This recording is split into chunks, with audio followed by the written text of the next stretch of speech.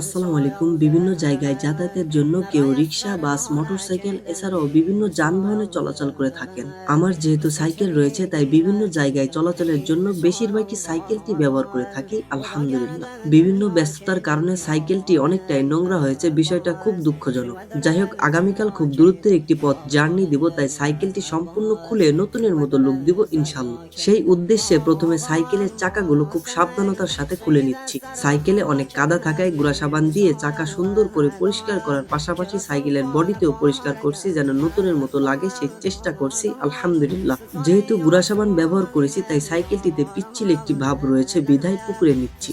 কৌশল এবং সাবধানতার মাধ্যমে সাইকেলটি পুকুরে ফেলে দিলাম যেন সাইকেলে থাকা সব ময়লা এবং পিচ্ছিল ভাব দূর হয়ে যায়। তারপর সাইকেলটি ডুব দিয়ে উঠিয়ে বাড়ির উদ্দেশ্যে রওনা হলাম। রোদ্রে কিছুক্ষণ শুকানোর পর সাইকেলটি যেন খুব দ্রুত চলে তাই বিভিন্ন জায়গার বল ও বেয়ারিং কিছুটা চেঞ্জ করে নতুন লাগিয়ে দিচ্ছি।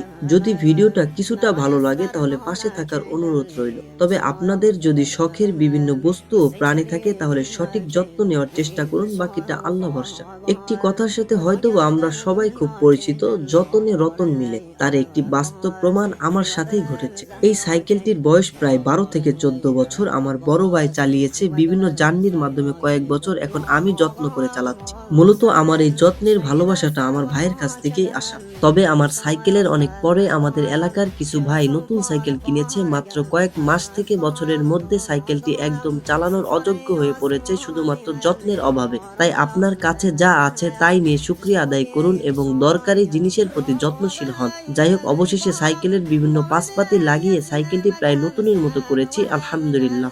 যাই হোক, আমার কথা বলার মধ্যে যদি কোনো ভুল হয়ে থাকে তাহলে ক্ষমার দৃষ্টিতে দেখবেন। আপনাদের প্রতি দোয়া থাকবে, আমার জন্য দোয়া করবেন। আসসালামু আলাইকুম।